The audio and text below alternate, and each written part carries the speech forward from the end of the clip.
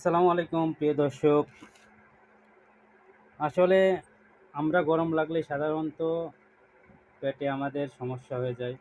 যার কারণে আমরা দেখুন, এখানে আছে লেবু, নাশপাতি ফল, টমেটো, কাঁচামরিচ। তো এখানে আমরা একসাথে সব মিক্স করে ফেলবো। এটা যদি আপনারা নিয়মিত খেতে পারেন, হয়তোবা গরম লাগছে কিছু খেতে পারছেন না, পেটে সমস্যা গুড়গুড় গুড়গুড় করতেছে, তাহলেই আপনারা এটা ট্রাই করতে পারেন। ঠিক আছে?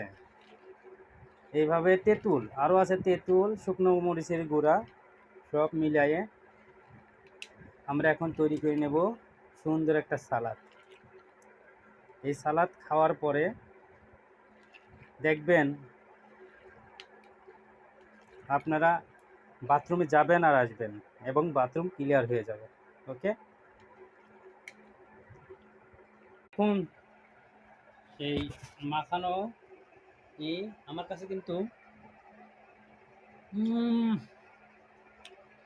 সেই স্বাদ, এত স্বাদ কে, আমার কাছে তো সেই স্বাদ লাগতেছে।